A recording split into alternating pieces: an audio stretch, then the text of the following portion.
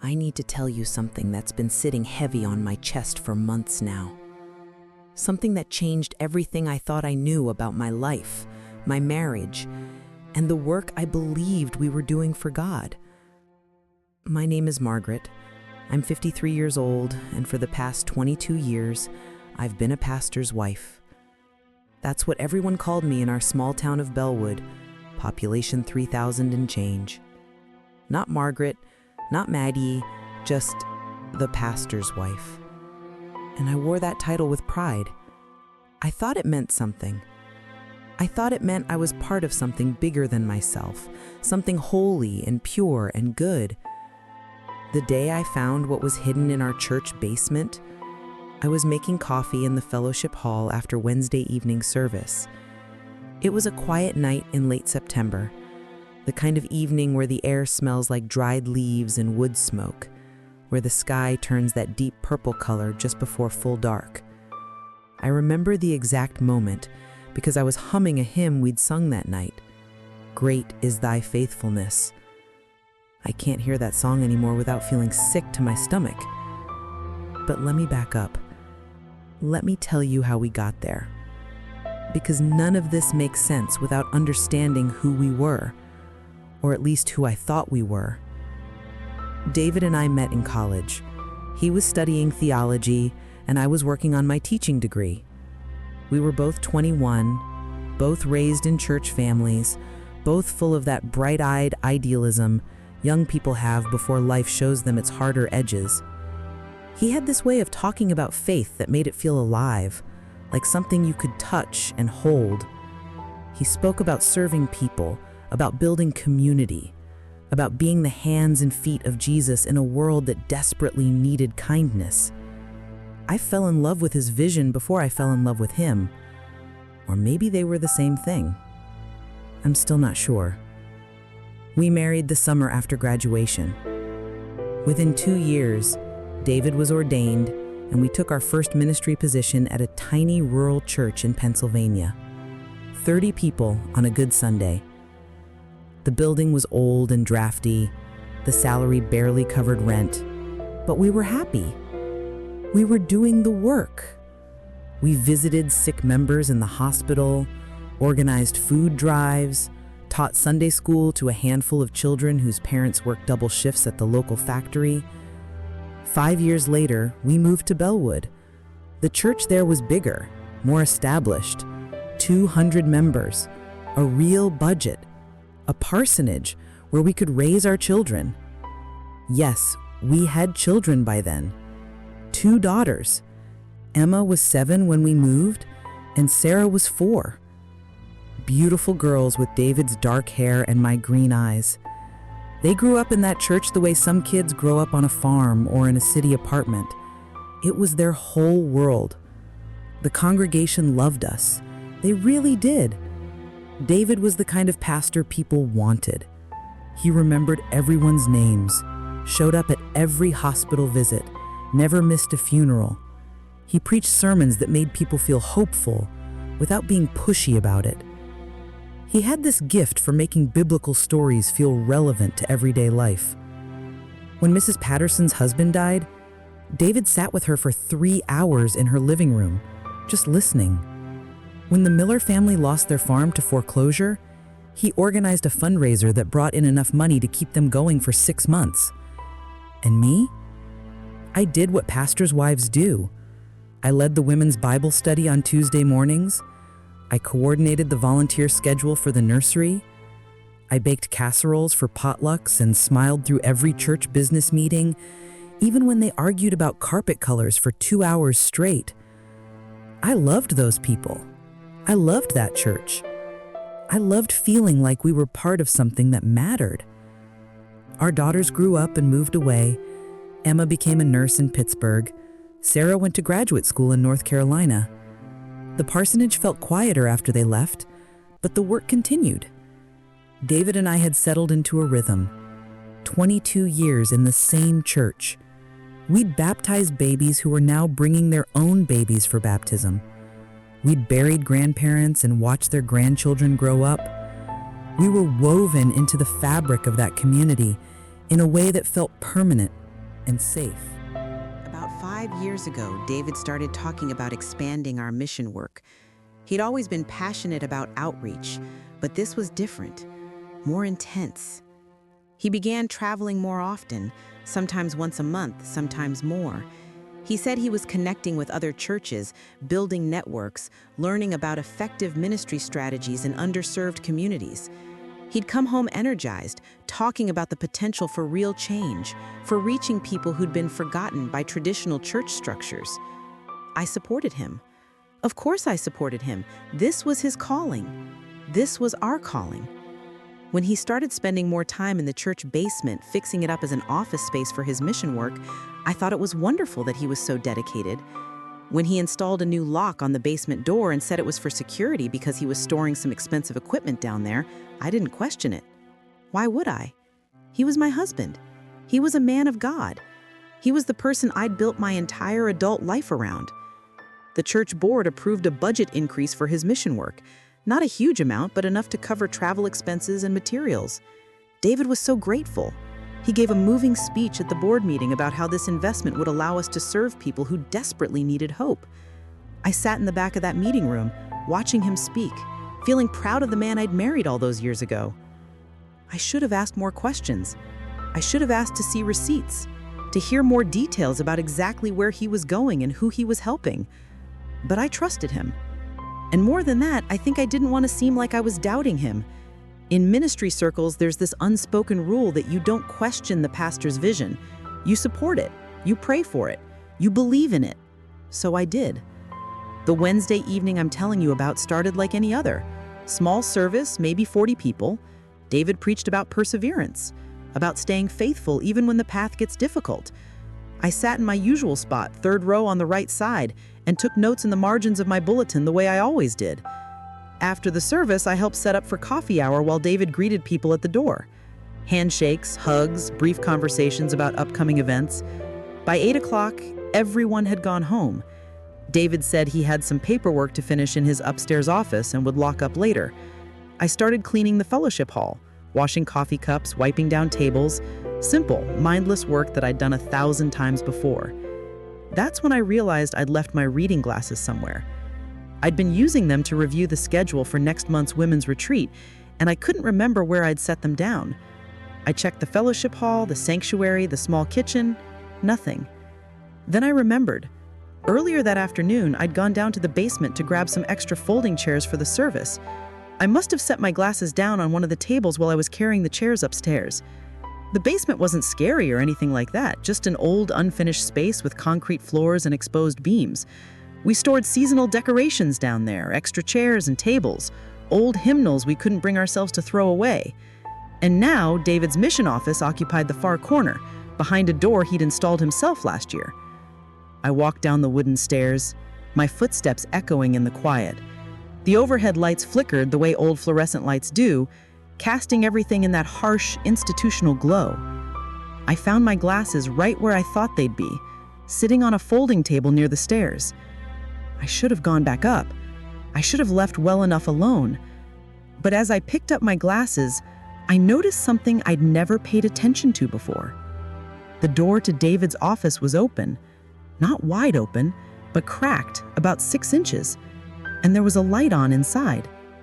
David was upstairs. I'd just seen him heading to his office on the 2nd floor. So why was his basement office unlocked and lit up? Maybe he'd forgotten to turn off the light. Maybe he'd left it open by accident. These thoughts ran through my mind as I walked toward that door, still holding my glasses in one hand. I wasn't snooping. I wasn't trying to catch him at anything. I was just going to turn off the light and close the door properly. I pushed it open, and everything I thought I knew about my life fell apart. The first thing I saw was money, stacks of it, cash bundled with rubber bands sitting in cardboard boxes against the back wall. Not church offering money in little envelopes. Real money. Hundreds and fifties, more cash than I'd ever seen outside of a bank. My brain couldn't make sense of it at first. I just stood there in the doorway staring at those boxes like they were some kind of optical illusion that would disappear if I blinked hard enough. But they didn't disappear. And as my eyes adjusted to the brighter light inside that room, I saw more. So much more. There were cameras. Small ones, the kind I'd seen in electronics stores but never paid much attention to. They were lined up on a metal shelf, maybe a dozen of them, along with other equipment I didn't recognize. Wires and chargers and little memory cards in plastic cases. A laptop sat open on a desk, its screen dark but the power light glowing green. Filing cabinets lined one wall, the kind with locks on them. And everywhere there were papers, notebooks, folders stuffed with documents. My hand started shaking. I set my glasses down on the desk because I was afraid I'd drop them. The room smelled like coffee and something chemical, maybe cleaning solution or the plasticky smell of new electronics. It was cold down there, colder than the rest of the basement, and I realized there was a small space heater in the corner. David had made this room comfortable. He'd spent time here. A lot of time.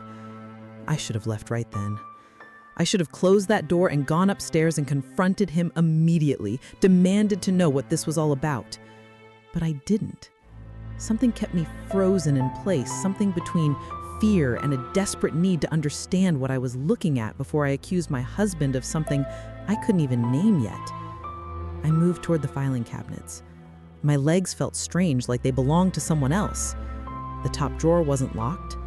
Inside were folders, organized with labels written in David's neat handwriting. Names I didn't recognize, dates going back 3 years. I pulled out one of the folders and opened it. Inside were photographs, not the kind you take at church picnics or mission trips.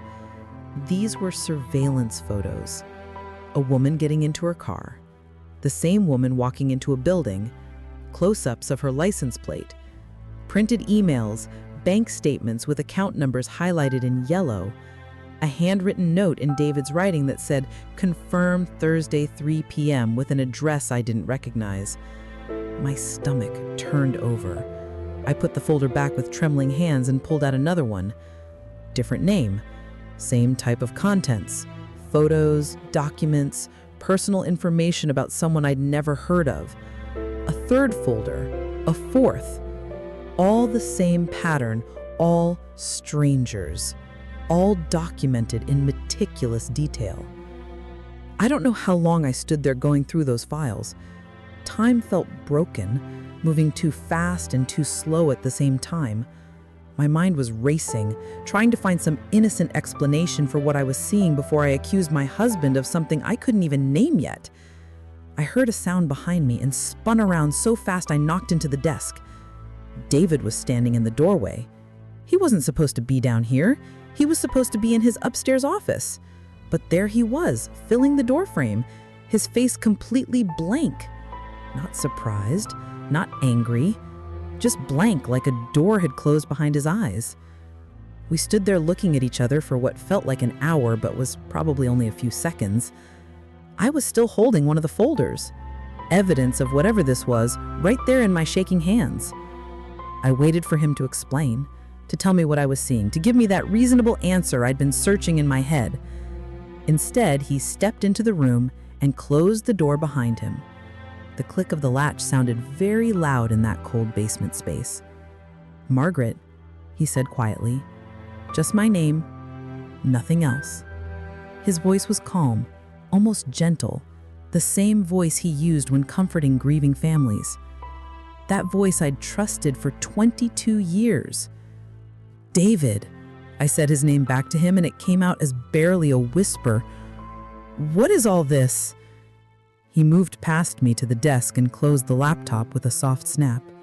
Then he turned to face me, leaning against the desk with his arms crossed. He looked tired suddenly, not scared or caught or guilty, just tired, like he'd interrupted him in the middle of a long day's work. "He didn't want you to find out this way," he said. "I was going to tell you eventually when the time was right." "Tell me what?" I said, and my voice was getting stronger now, pushed by a growing wave of something I couldn't quite name yet. Fear? Maybe?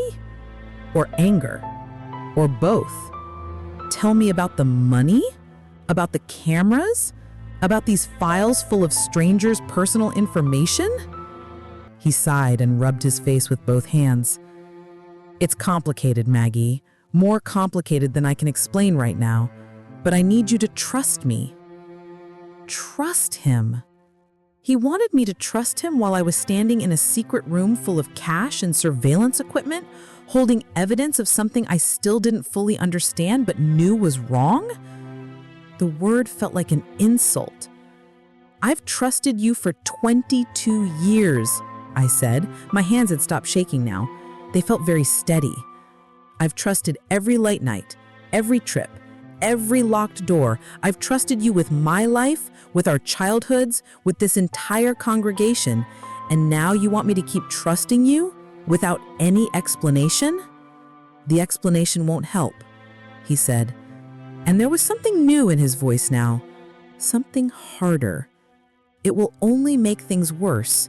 For you, for us, for everyone who depends on this church. What does that mean? Make things worse how? He pushed off from the desk and took a step toward me.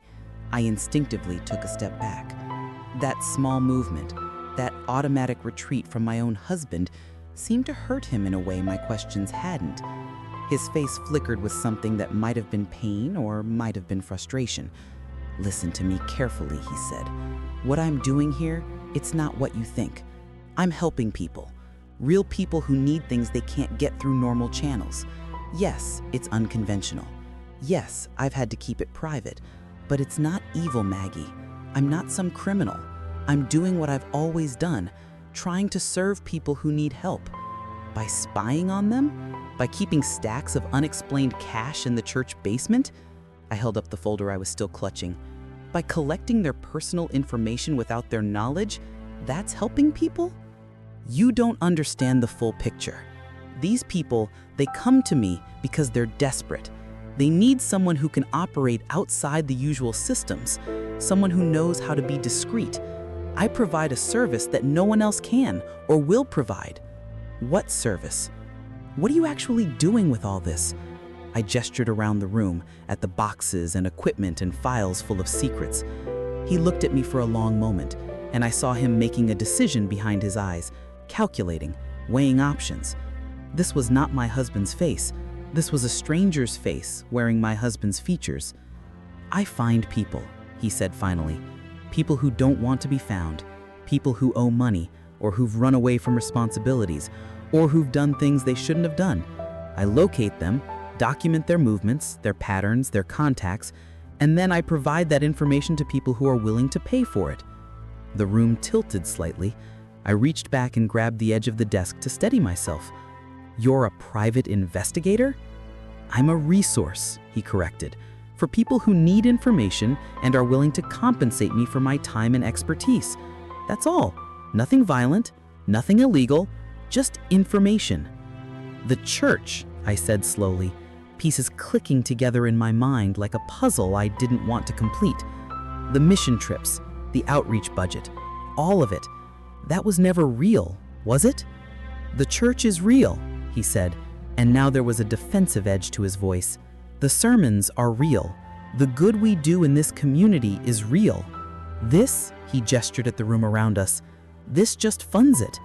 You think the offering plate covers everything? You think 200 small-town parishioners can support a full-time pastor, maintain a building, run programs? I've been supplementing our income this way for 5 years, and it's allowed us to do more ministry than we ever could otherwise. 5 years. I repeated the words like they were in a foreign language. You've been doing this for 5 years? While I led women's Bible studies, while I told people about integrity and faith and living honestly before God. And you still can, he said urgently, taking another step toward me. Nothing has to change, Maggie. This doesn't affect the good work we're doing. It doesn't affect our marriage or our family. It's a separate thing, a practical thing that makes everything else possible.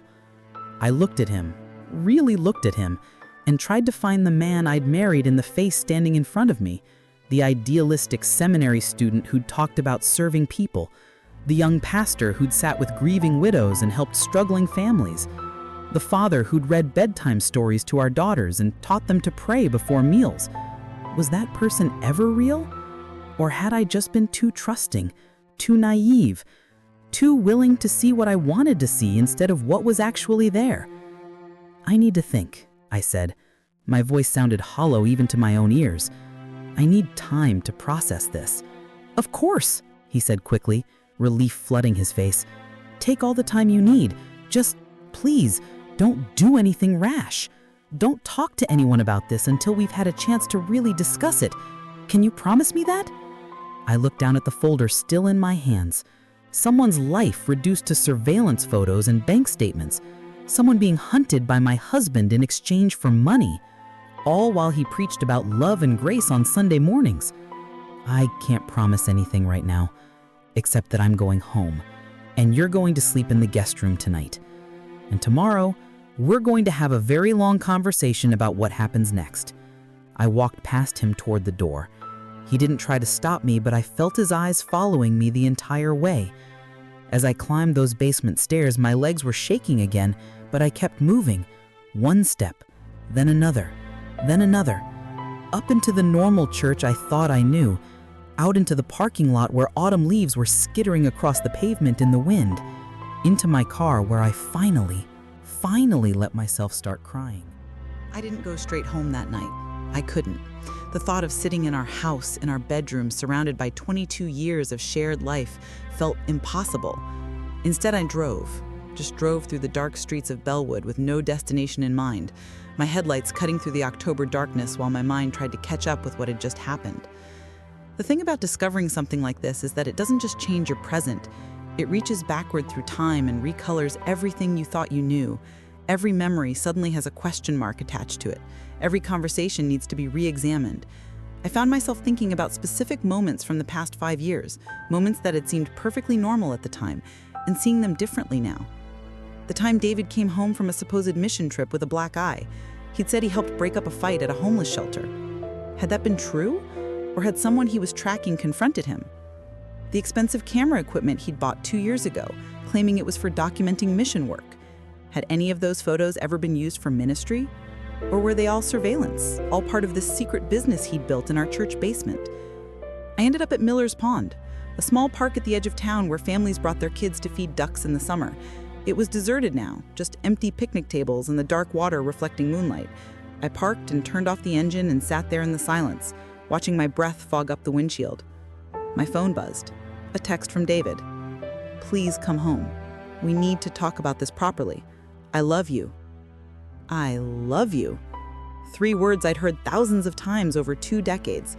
3 words that suddenly felt slippery and uncertain, like I didn't know what they meant coming from him anymore. Did he love me? Or did he love having a wife who asked no questions, who provided perfect cover for his secret operation, who stood beside him every Sunday and made him look trustworthy and moral and good? I didn't respond to the text. I wasn't ready to go home yet. Instead, I did something I probably shouldn't have done. I called my daughter Emma. It was after 10 o'clock, late for a phone call, but I needed to hear her voice. I needed something real and true and uncomplicated. She answered on the 3rd ring, sounding slightly worried. Mom? Is everything okay? I'm fine, sweetie, I said, and my voice cracked on the word fine. I just wanted to hear your voice. How are you? How's work? There was a pause. Emma had always been perceptive, even as a child. She could read emotions the way some people read books. Mom, what's wrong? You sound strange. Is it Dad? Is he sick? No, nothing like that. He's healthy. I had a difficult evening and I needed to talk to someone. I tried to steady my voice, to sound more normal. Tell me about your week. I want to hear something good. She talked for a while about her shifts at the hospital, about a patient who'd finally been cleared to go home after weeks of recovery, about the new coffee shop that opened near her apartment. I let her words wash over me, focusing on the sound of her voice rather than the content. This was my daughter. This was real. This was something David's secrets couldn't touch or taint. When she finished, there was another pause. Then she said, gently, Mom, I know something's wrong. You don't have to tell me what it is if you're not ready, but I'm here if you need me. You know that, right? Tears started flowing again. I thought I was done crying, but apparently not. I know, baby. I know. Thank you for that. I should let you get to bed. You have an early shift tomorrow. Mom? I'll call you soon, okay? I promise. I love you. I love you too, she said, and I could hear the concern in her voice. Call me anytime, day or night. I mean it. After we hung up, I sat there for another hour, maybe longer. The cold started seeping into the car, and I finally turned the engine back on just for the heat. My phone buzzed several more times. More texts from David, each one increasingly worried. Where are you? Please let me know you're safe. I'm sorry. We can work through this. Around midnight, I finally drove home. The parsonage was lit up, every window glowing. David was clearly awake, waiting for me. I parked in the driveway and sat there for a few more minutes, gathering whatever strength I had left. When I walked in, he was sitting at the kitchen table with 2 cups of tea in front of him. He looked up as I entered, his face drawn and tired. He'd changed out of his church clothes into jeans and an old sweater. Somehow that made it worse. Seeing him look so normal and domestic while my entire understanding of our life together was in pieces. He made your tea the way you like it, he said quietly, gesturing to one of the cups. Chamomile with honey. I didn't sit down. I stood in the doorway between the kitchen and the living room, keeping that distance between us. I need you to tell me everything, not the sanitized version you gave me in the basement. Everything. How it started, how deep it goes, who else knows, all of it. He wrapped his hands around his mug, staring down into it like he might find answers in the tea. It started about 6 years ago. A man from the congregation came to me with a problem. His ex-wife had taken their daughter and disappeared, violated the custody agreement. He'd been to the police, but they said it was a civil matter. They couldn't help. He was desperate, broken. He knew I had connections from seminary, friends in other states, access to church networks. He asked if I could help find them. And you did, I said. It wasn't a question. I did. It took me 3 months, but I found them. Living 2 states over, under her maiden name, he was able to get his lawyers involved, get his visitation rights enforced. He gave me $5,000 as a thank you, said it was worth every penny to have his daughter back in his life. David looked up at me then. I gave that money to the church, Maggie, every cent, put it in the building fund. But the word got out somehow, people talk. Within 6 months, I had someone else asking for help. Then another. They weren't from our congregation. They were friends of friends, people who'd heard I was good at finding information discreetly, and they were willing to pay. So you started a business, I said flatly, using church resources, church time, church property, while pretending to do mission work. At first, I really was doing mission work too, he said defensively. The first couple of years, it was both, real outreach and this side work. But the side work paid better, a lot better. And I convinced myself it was okay because I was using the money for good things. Better salary for our music director, new sound system for the sanctuary, that mission trip the youth group took to Appalachia last year, all funded by what I was earning from finding people. Funded by what? I pressed. Who are these clients, David?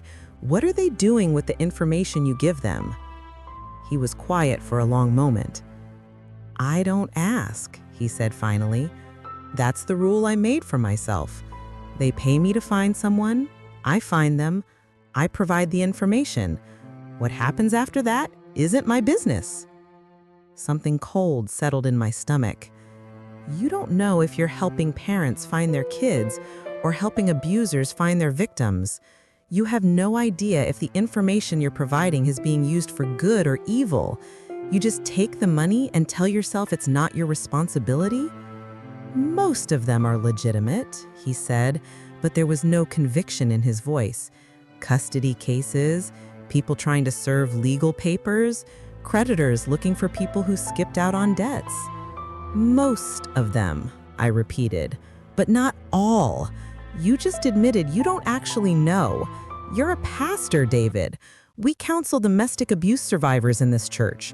We have women in our congregation who've escaped dangerous situations.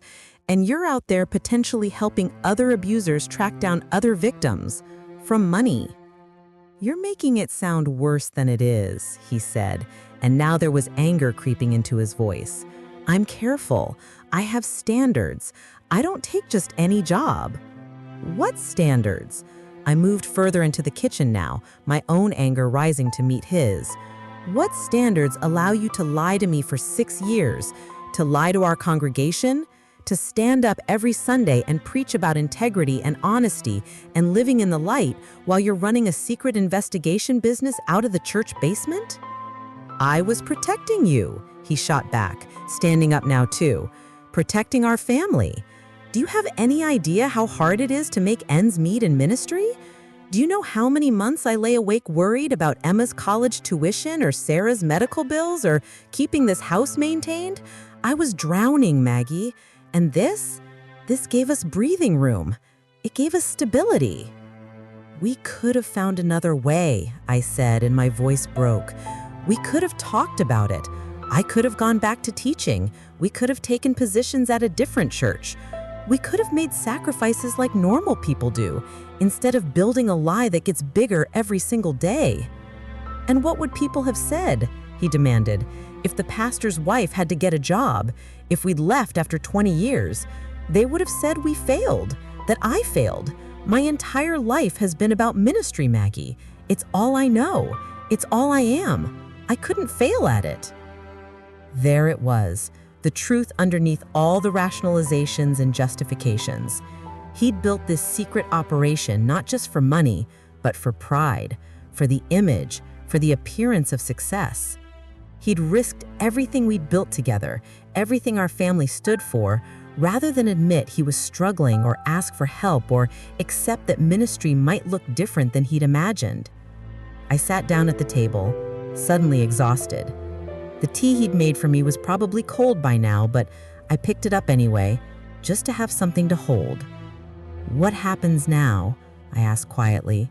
Because we can't keep going like this. You know that, right? We can't pretend I didn't see what I saw. We can't just go back to normal. He sat down across from me, and I saw fear in his eyes for the first time that night. Real fear. What are you saying? I'm saying I need you to stop. Immediately. No more jobs, no more clients.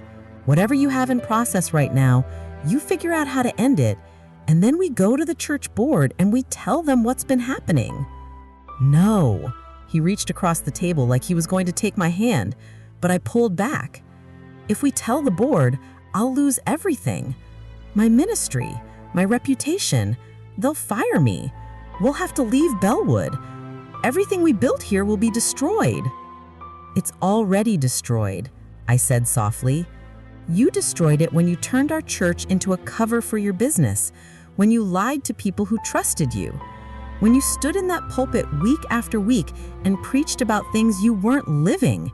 It's already gone, David. We just have to decide if we're going to let it end with honesty or let it continue with more lies.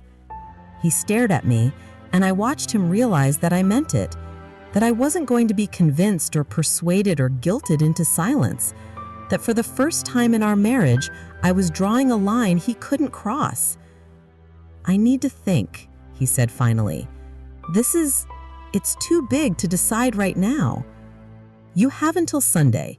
Either you tell the board or I do. Those are the only two options. I stood up and walked toward the stairs, leaving my untouched tea on the table. As I climbed to our bedroom, I heard him say my name one more time, but I didn't turn around. I couldn't. If I looked at him again right then, I might have wavered, and this was not the time for wavering. This was the time for courage, the kind of courage I wasn't sure I had, but was going to have to find anyway. I didn't sleep that night. I lay in our bed, staring at the ceiling, while my mind replayed every conversation, every moment, every decision that had led us to this point. Somewhere around 3 a.m, I heard David come upstairs and go into the guest room like I'd asked. The door closed softly, and I felt a strange mix of relief and sorrow. We'd shared a bed for over 2 decades, and now we were sleeping in separate rooms.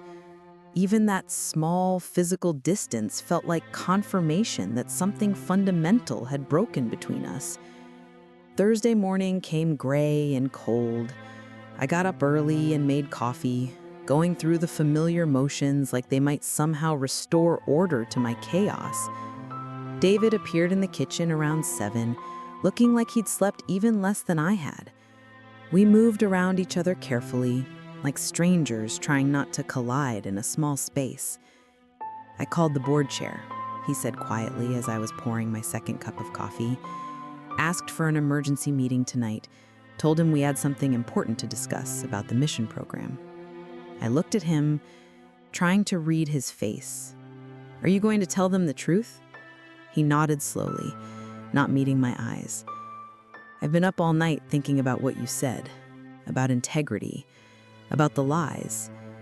I keep trying to find a way around it, some middle path where I can fix this without losing everything, but there isn't one, is there?" "No," I said gently. "There isn't." He finally looked at me then, and I saw something I hadn't seen in years. Vulnerability. Real, raw vulnerability without any of the pastoral polish he usually wore like armor. "I'm scared, Maggie. I'm terrified of what comes next, of losing the church, of disappointing our daughters, of you leaving me, of everyone in Bellwood knowing what I've done." I wanted to reach out and comfort him. That instinct was so deeply ingrained after 22 years of marriage that my hand actually moved toward him before I caught myself. "I'm scared too," I admitted, "but we're going to walk through it anyway, because it's the right thing to do, and because continuing to live with this secret would destroy us even more surely than the truth will." The board meeting was scheduled for 7 that evening. We went through the day in a kind of quiet suspension, both of us lost in our own thoughts. I tried to pray several times, but couldn't find the words. Everything I'd always said to God felt inadequate now, hollow somehow. So I just sat in silence and hoped that was enough, that God could hear what I couldn't articulate. Around noon, I called Emma again. This time, I told her the truth. Not all the details, but enough.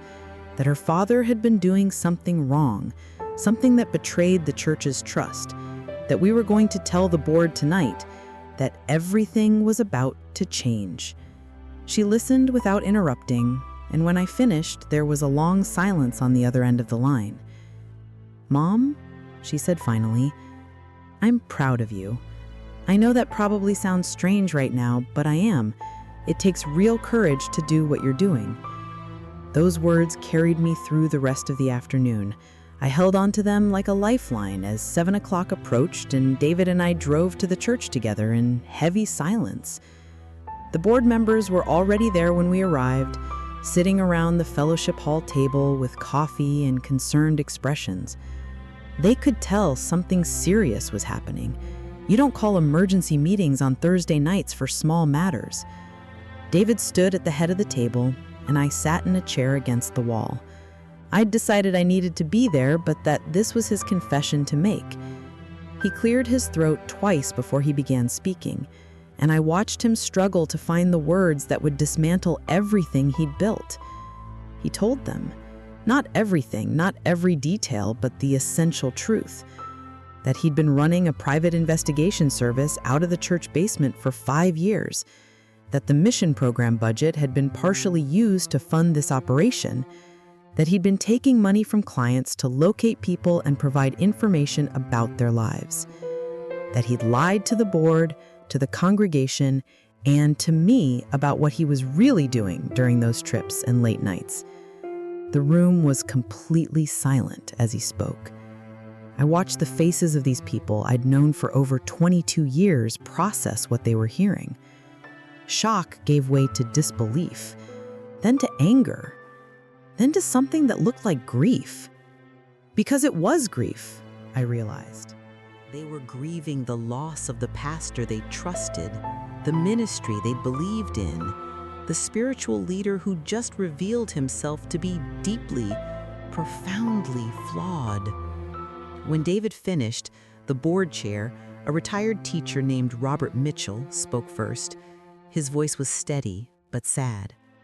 "Pastor David, I think I speak for everyone here when I say this is far beyond anything we could have imagined. We need time to process what you've told us and to consult with the denominational leadership about next steps. But I think you know that your position here is no longer tenable." David nodded, his shoulders sagging. "I understand. I'll submit my resignation effective immediately. The church deserves better than what I've given them." There were more questions after that, practical ones about finances and records and how to communicate this to the congregation. I sat through all of it, contributing where I could, but mostly just bearing witness to the unraveling. It took almost 3 hours. By the time we left, it was after 10, and everything had been set in motion. David would preach one final sermon on Sunday, announcing his resignation without going into all the details. The board would handle the rest with discretion and care for both the congregation and our family. We drove home in the dark for what felt like the 100th time, but this time something was different. The terrible weight I'd been carrying since Wednesday night had lifted slightly. Not gone, not even close, but lighter. Because the truth was out now. The secret that had been poisoning everything was exposed to the light. Whatever came next would be built on honesty instead of lies, and that mattered more than I'd realized. "Thank you," David said quietly as we pulled into the driveway, "for not leaving, for standing there with me tonight. I know I don't deserve it. We'll figure out what we deserve later," I said. "Right now, we just need to get through this, one day at a time. And tomorrow, you need to close down that office in the basement completely. Every file, every piece of equipment, all of it. That part of your life is over." He nodded. "I know. I'll take care of it first thing in the morning." We walked into the house together, and for the first time in days, I felt like I could breathe properly. The road ahead was going to be difficult.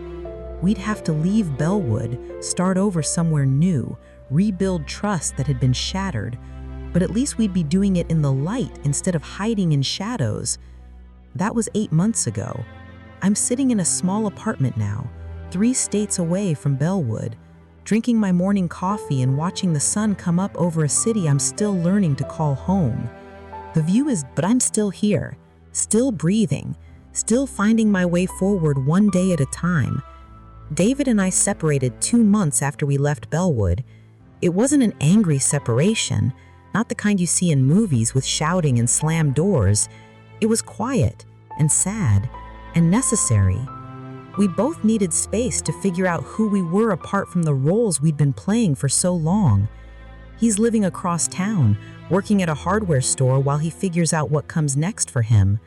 We talk sometimes, brief phone calls where we're polite and careful with each other. I don't know yet if our marriage can be rebuilt from its foundation, or if we've simply grown into people who can't fit together anymore. The future is uncertain, and I'm learning to be okay with that. I got a job teaching again, something I never thought I'd do after all those years as a pastor's wife. It's just part-time, helping adults work toward their high school equivalency diplomas. But I love it. I love watching people's faces light up when something finally clicks, when they realize they're capable of more than they thought. It reminds me that growth is always possible, that it's never too late to learn something new about yourself or the world. Emma and Sarah have been my anchors through all of this. They were hurt and angry when they learned the full truth about what their father had done, about the lies that had shaped their childhood home, but they never turned away from me. Emma drives up once a month to spend the weekend, and we cook together and talk for hours.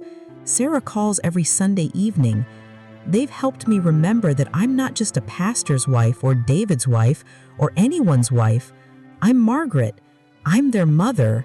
I'm a teacher and a friend and a person with my own story to tell. The hardest part has been reconciling my faith with what happened. For months, I couldn't set foot in a church. The betrayal felt too deep. the association too painful. But slowly, carefully, I've been finding my way back. Not to the kind of faith that requires perfection or pretends that church leaders are somehow above human failings, but to something quieter and more honest. A faith that acknowledges broken people can do terrible things, even when they started with good intentions. A faith that says truth matters more than reputation, and integrity matters more than comfort. I've learned that silence protects the wrong things. When we stay quiet about abuse or corruption or wrongdoing because we're afraid of causing scandal or disrupting the peace, we're choosing the comfort of those in power over the safety of those being harmed. That's not peace. That's just pretending. Real peace, the kind that lasts, can only be built on foundations of truth and justice, even when those foundations are painful to lay. I think about the people in those files sometimes, the strangers whose lives David documented without their knowledge or consent. I hope they're safe. I hope that whatever information he provided didn't lead to harm. I'll never know for certain, and I have to carry that uncertainty with me. It's part of the cost of loving someone who made choices I couldn't control. But here's what I do know. I know that speaking up, even when it cost me everything familiar and comfortable, was the right choice. I know that my daughters learned something important about courage and integrity from watching me walk through this. I know that the people of Bellwood, despite their hurt and disappointment, are healing under new leadership that values transparency. And I know that I can look at myself in the mirror now without wondering who I'm really seeing. The sun is fully up now, painting my small apartment in golden light. I have students to teach this afternoon, a phone call with Sarah scheduled for this evening, groceries to buy, a life to live. It's not the life I planned or expected. It's smaller in some ways, quieter, less certain, but it's honest. It's mine. And that's enough. Sometimes the truth costs you everything you thought you couldn't live without. And sometimes, in losing those things, you find out who you really are. I'm still discovering that person, this Margaret who exists outside of other people's expectations and roles. But so far, I like what I'm finding. So far, I'm okay. And that's more than I had 8 months ago when I opened that basement door. That's more than enough to build on. Thank you for listening to my story today. If it touched your heart or made you think about the courage it takes to stand for truth, I'd be grateful if you'd share your thoughts in the comments below. If you enjoyed the video, make sure that you hit the like button and subscribe to the channel for more videos. I will be there in next video. Goodbye.